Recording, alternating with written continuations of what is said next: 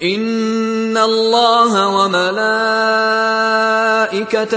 یصلون علی النبی یا ایہا الذین آمنوا صلوا علیہ وسلموا تسلیما۔ کروڑوں درود و سلام ہو رؤوف و رحیم و کریم سید المرسلین طٰہٰ و یاسین امام الانبیاء سید الرسل جناب رسول خدا الصلاۃ والسلام پر اور آپ کی پاک بکیزہ آل پر، آپ کی عطرت پر۔ السلام علیکم ورحمۃ اللہ وبرکاتہ۔ دوستو، ابھی میں آپ کو ایک اور بہت اہم زیارت گاہ دکھا رہا ہوں۔ یہ جو سامنے مسجد بنی ہوئی ہے اس کو کہا جاتا ہے مسجد بنی جہینہ و بلی۔ بہت اہم زیارت گاہ ہے۔ جب اہم زیارت گاہ کہہ دیا تو اس کے لیے اتنا ہی کافی ہے کہ جب ہمارے نبی اکرم صلی اللہ علیہ وآلہ وسلم جس جگہ پر تشریف لے گئے وہ جنت کا ٹکڑا بن گیا اور وہ ساری دنیا سے زیادہ وہ جگہ اہم ہو گئی۔ باقی میں اس کی تفصیل آپ کو بتاتا ہوں، قریب جا کر آپ کو دکھاتا بھی ہوں۔ میں تو ان کے در کا کتا ہوں، جہاں جہاں میرے مالک کے قدم لگے ہیں میں خوشبو سونگتے سونگتے وہاں تک چھی جاتا ہوں۔ چاہے اس جگہ پر کوئی مسجد بنی ہوئی ہو یا مسجد مسمار کر کے وہاں پر روڈ بھی بنا دیا گیا ہو، میں اپنے مولا کے قدم سونگتے ہوئے، ان کی خوشبو سونگتے ہوئے اس جگہ کو پہچان کر ڈھونڈ کر دنیا کے سامنے لے ہی آتا ہوں۔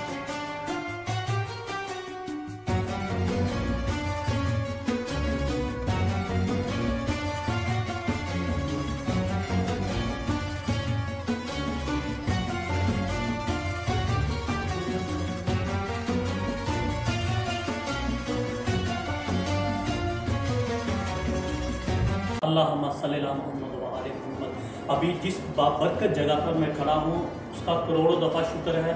بہت اہم اور تاریخی جگہ ہے، جنت کے ٹکڑوں میں سے ایک ٹکڑا ہے۔ اس کو مسجد جہینہ کہا جاتا ہے۔ جبل صلاح کے یہ دامن پر واقع ہے، مسجد بنی غفار کے بالکل ساتھ ہے۔ یہاں پر جو قبیلہ جو ہے نا آباد تھا بنی جہینہ، انہوں نے آپ صلی اللہ علیہ وآلہ وسلم سے ریکویسٹ کی تھی کہ یا رسول اللہ ہمارے لیے بھی مسجد تعین کیجیے۔ تو آپ صلی اللہ علیہ وآلہ وسلم یہاں پر آئے، مسجد کی حدود کا تعین کیا، قبلے کی جگہ پر آپ نے اپنی چھڑی مبارک رکھ کر تعین کیا کہ یہ قبلہ اس طرف ہے۔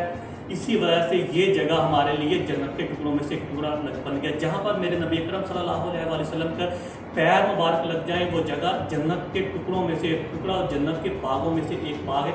یہاں پر میرے نبی اکرم صلی اللہ علیہ وآلہ وسلم خاتم النبیین امام الانبیاء جو تھے، وہ سید الرسل، وہ آپ یہاں پر تشریف لے کر آئے اور آپ نے یہاں پر آپ کے ساتھ صحابہ بھی تھے، صحابہ کی جماعت بھی تھے۔ کس جگہ پر کس صحابی کا پاؤں لگا ہے، جس جگہ پر میرے نبی اکرم صلی اللہ علیہ وسلم کھڑے تھے، میرے لیے وہ جگہ جنت کے ٹکڑوں میں سے ایک ٹکڑا ہے اور وہ سجدے کی جگہ ہے، میرے لیے بہت اہم جگہ ہے۔ یہاں پر آئیے، دعا کیجئے، اس جگہ کی زیارت کیجئے اور امت مسلمہ کے لیے دعا کیجئے، مسلمانوں کے اتحاد کے لیے دعا کیجئے، فرقہ بازی سے باہر نکلنے کے لیے دعا کیجئے، پیار محبت بڑھانے کے لیے دعا کیجئے، پاکستان کی سلامتی کے لیے دعا کیجئے، امت مسلمہ کی سلامتی کے لیے دعا کیجئے۔ یہ جگہ روحانی برکات والی ہے، یہاں پر کسی کے منہ سے نکلی ہوئی دعا جو ہے وہ قبول ہو جاتی ہے۔ اپنے لیے، اپنے دوستوں کے لیے، رشتہ داروں کے لیے، مومنین کے لیے، ان کی مغفرت کے لیے دعا کیجئے گا۔ یہاں پر آ کر یہ نہیں ہوتا کہ مسجد کو صرف دیکھ کے چلے گئے، یہاں پر دعا کرنا سب سے اہم ہوتا ہے۔ دعا کرنا، رب اجعلنی مقیم الصلاۃ ومن ذریتی ربنا وتقبل دعاء ربنا اغفر لی ولوالدی وللمؤمنین یوم یقوم الحساب۔ اس طرح کی دعائیں کیجیے گا اپنے لیے، اپنے گھر والوں کے لیے، ان کے مسلمان کے لیے۔ اب میں تھوڑا باہر جا کے آپ کو اس جگہ کی آپ کو تھوڑا دکھا دیتا ہوں اس کو۔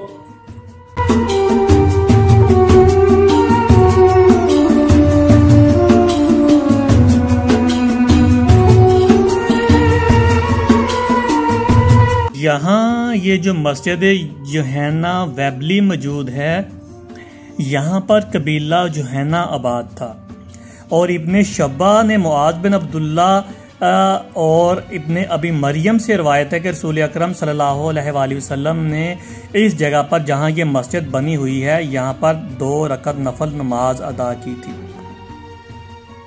الزبیر نے اپنی سند میں روایت کیا ہے خارجہ بن الحارث بن رافع بن مقیس الجہنی سے کہ انہوں نے اپنے والد اور دادا سے روایت کی ہے کہ ایک مرتبہ نبی اکرم صلی اللہ علیہ وآلہ وسلم آپ کے 2 اصحاب جو قبیلہ جہینہ سے تھے یہاں پر آئے، ان میں سے ایک کو ابو مریم کہا جاتا تھا، اور یہ دونوں بنی قیس العطار اور دیگر انصار کے گھروں تک پہنچے، جہاں یہ جو مسجد یہ سامنے آپ دیکھ رہے ہیں یہیں پر وہ گھر تھے بنی قیس العطار کے اور قبیلہ جہینہ کے۔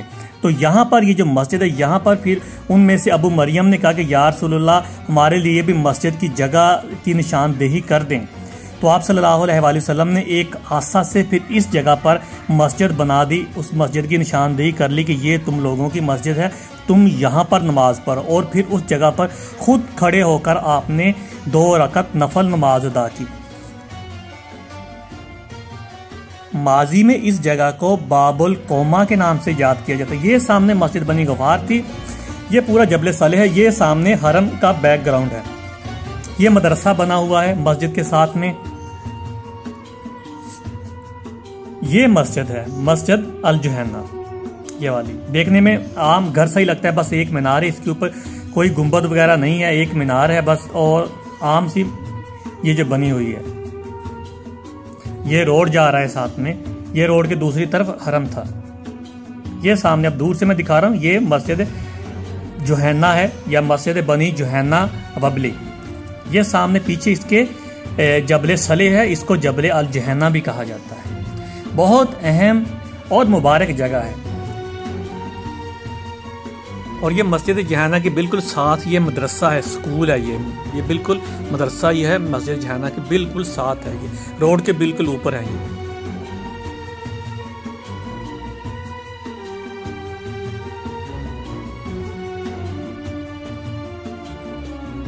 بہت اہم جگہ ہے، مدینے میں آئیے، مسجد نبوی میں جب آئیے کوشش کیجیے یہاں پر بھی آپ آئیے، یہ مسجد نبوی کے 15 نمبر گیٹ سے سیدھا باہر نکلیں گے آپ، اور سکیپا بنی کے سادہ کے ساتھ ساتھ چلتے ہوئے آپ جب نئے روڈ پہ آئیں گے تو اوپر سے یو ٹرن لے کے آپ اس روڈ پہ آ جائیں گے، اس کا بورڈ کوئی نہیں لگا ہوا، اس کو مسجد جہینہ کہا جاتا ہے، یہ مسجد بنی غفار کے بالکل پاس ہے، اور یہ جبل صالح کے دامن پہ ہے یہ مسجد جو ہے۔